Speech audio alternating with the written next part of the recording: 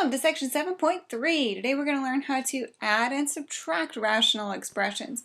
So we're going to start by just reviewing how do you add and subtract fractions. Okay, now if you have the same denominator, so that's what we're working on today, is how do you add fractions or subtract fractions that have the same denominator. So for example, say you want to add 3/5 plus 1/5. You may remember you add the numerators, the denominator stays the same. So you actually would get 4/5, which makes sense. 3/5 of a pi plus another 1/5 of a pi is equal to 4/5 of a pi. And now subtracting, the same rules apply. So you subtract the numerators, but you leave the denominator the same. So 3/5 minus 1/5 would be 2/5. Okay, so the point is this only works if you have the same denominator, and then you add or subtract the numerators, but you don't touch the denominator. It remains 5. As long, or whatever both of these denominators are, that's what it remains. So the same rules apply for rational expressions.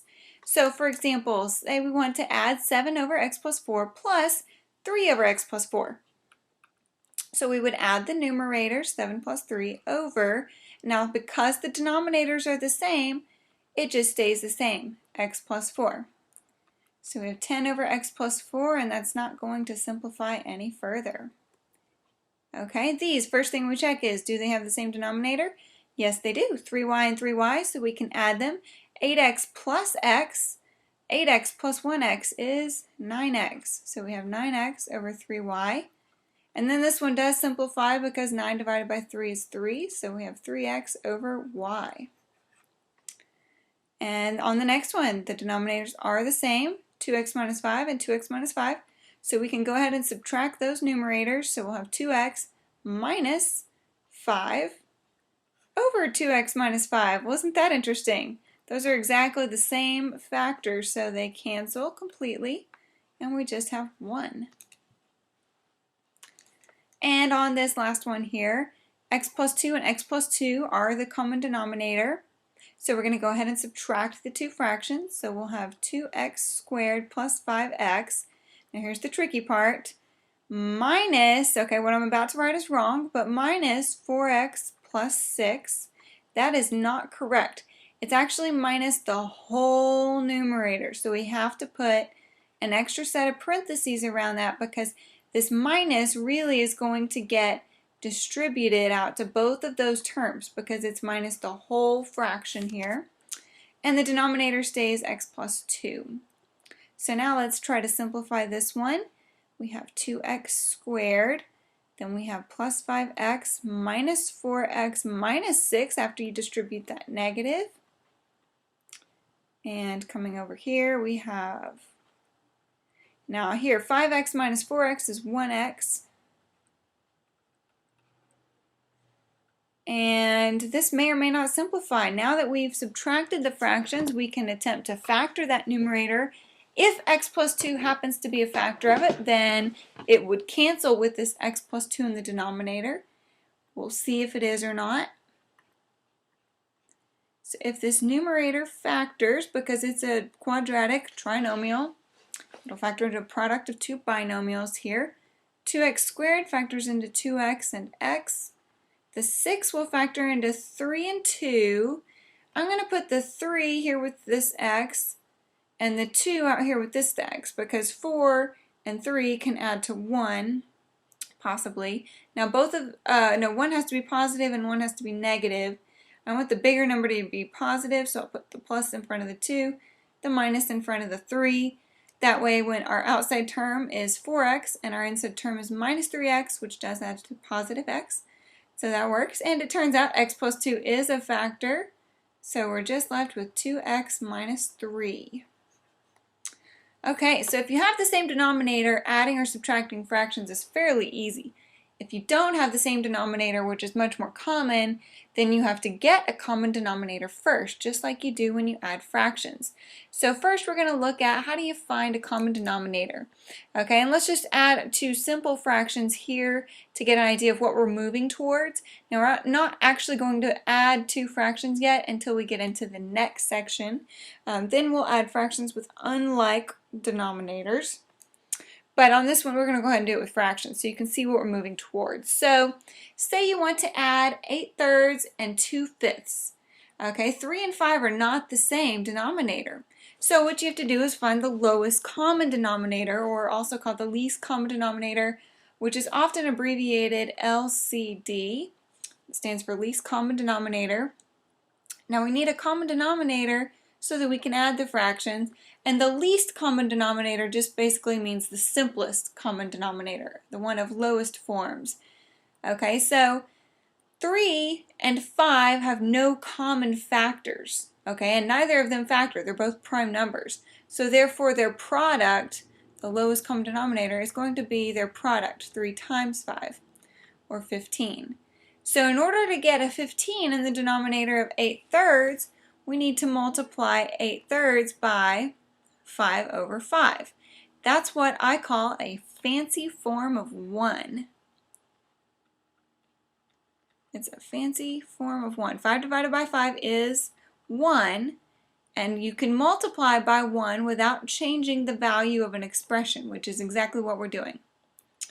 Then we have the plus 2/5. Now to get a 15 in the denominator here, we need to multiply it by 3. But we can't just multiply the denominator by 3. We also have to multiply by the numerator by 3 in order to keep from changing the expression. So these two here are fancy forms of 1. Now let's simplify each fraction before we add.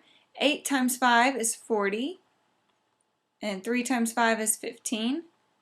Plus, on the second fraction, 2 times 3 is 6, over 5 times 3 is 15. So we get 46 over 15 as the simplest form of that sum of those two fractions. Okay, so how do you find the LCD? Well, oops, that should say LCD there. LCD, lowest common denominator. The lowest common denominator is the denominator that is in simplest reduced form that has one of each factor from each of those two fractions. Let me say that a little bit more clearly here. Well-stated steps on how to find the least common denominator. First, you factor each denominator completely, and then the least common denominator, or the LCD, it's the product of all the unique factors found in the first step, each raised to a power equal to the greatest number of times that the factor appears in any one factored denominator. That'll make a little bit more sense when we actually do this.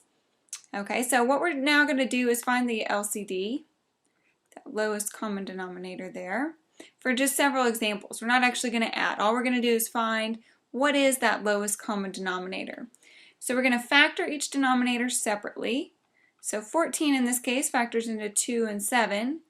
21 factors into 3 and 7.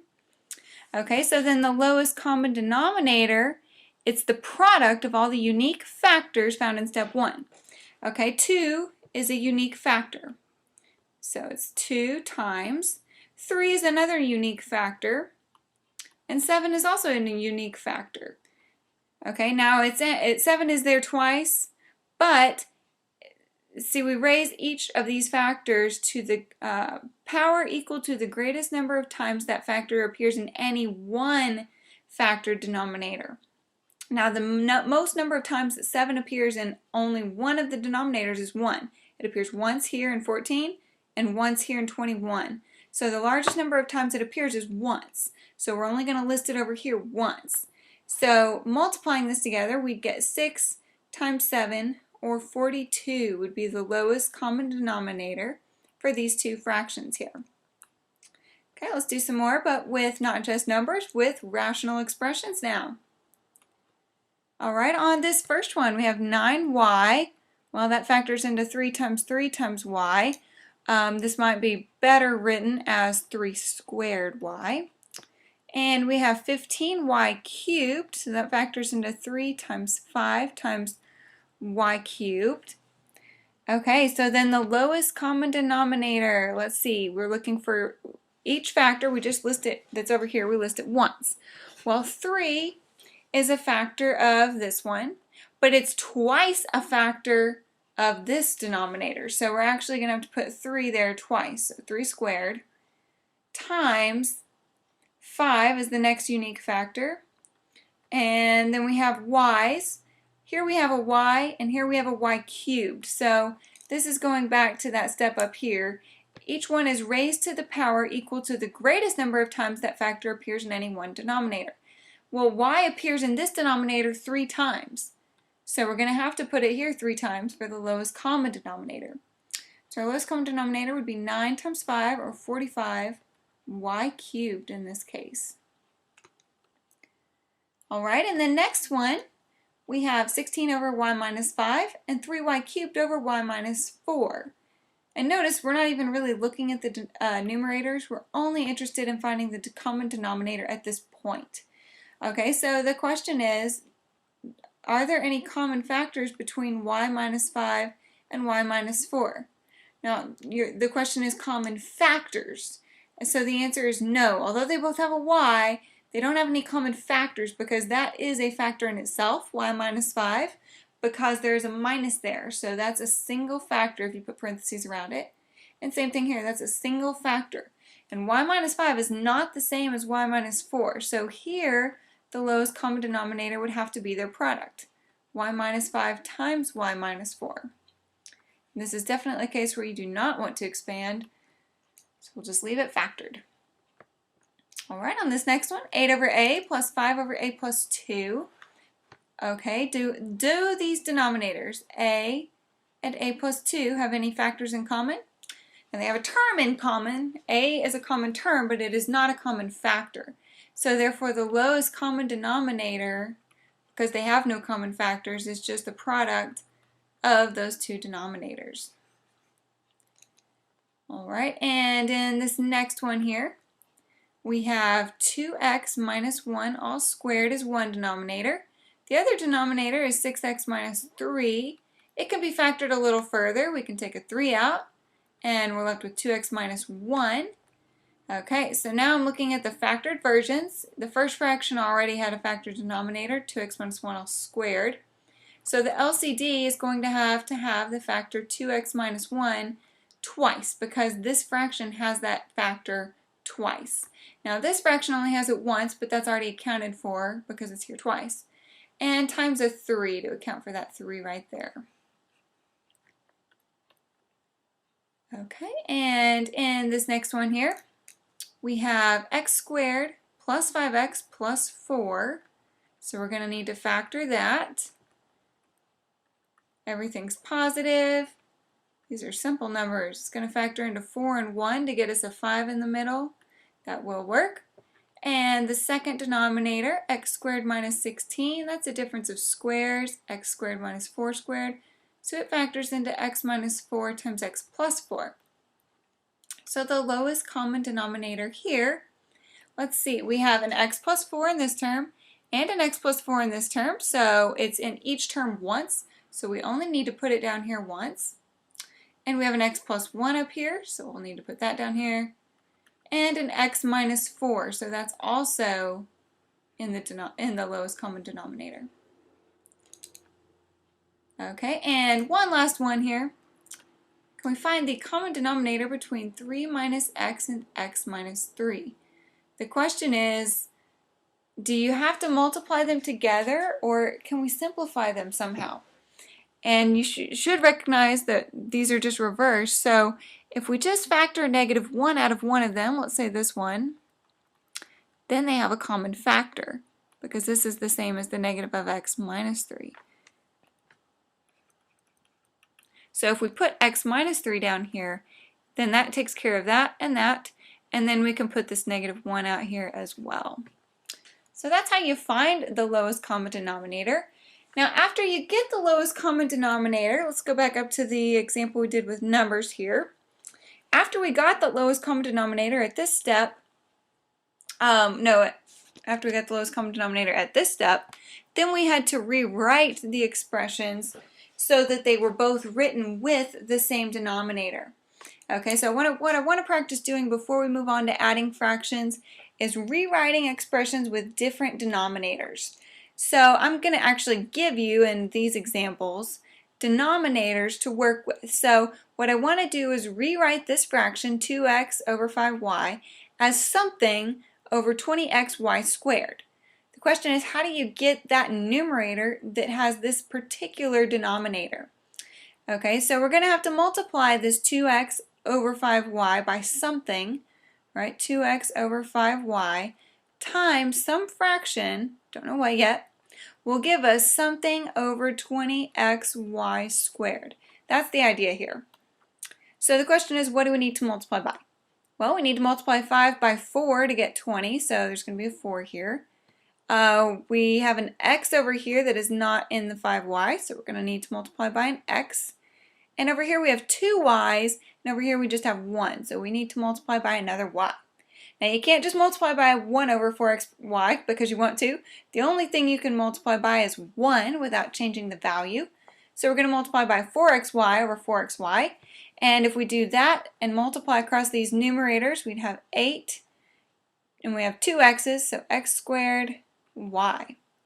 So this would be 8x squared y over 20xy squared. Okay, and in this next one, what I want to do is rewrite the denominator 3y plus 2. I want to make it look like 15y plus 10. Okay, so the question is, what do we need to multiply it by to get that? 11y over 3y plus 2 times what is going to give us a 15y plus 10 in that denominator? Well, first off, nothing factors out of 3y minus 2, so that can't be simplified. But let's see, what are both of these numbers multiplied by? The 3 and the 2 are both multiplied by something to get 15y and 10. It looks like 5 would work. If we multiplied by 5 over 5, 5 times 3y is 15y, and 5 times 2 is 10. So we would need to multiply by 5, and if we did that, we'd have 11y times 5, which is 55y.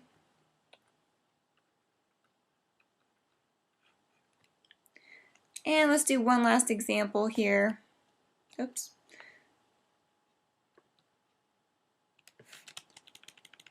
Take some more space. Okay. So in this example, we want to change this denominator from x squared minus 25 into x plus 5 times x minus 5 times x minus 3. Now hopefully you notice x squared minus 25 is a difference of 2 squares, so that does factor, and that will help us here. Okay, because what we want to do is say 3 over x squared minus 25 times what is going to give us something over x plus 5 times x minus 5 times x minus 3. Well, if we factor this, okay, I'm going to rewrite this whole line here. So we have a question mark, and a question mark. That's what we're trying to fill in. Now if we rewrite this x squared minus 25 here in this denominator, and we factor it by the difference of squares into x plus 5 times x minus 5, then we can see we already have some of these things over here.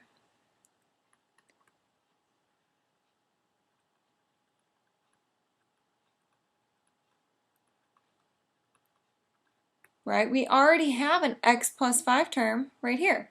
So we don't need to multiply by that. And we already have an x minus 5 term. So the only thing we're missing here is this x minus 3 term. So we need to multiply by x minus 3 over itself. And if we do that, then we have 3 times x minus 3 here in that numerator. Alright, so that's how you rewrite a fraction into an equivalent fraction, but with a particular denominator. So in the next section, we'll move on to adding and subtracting such fractions.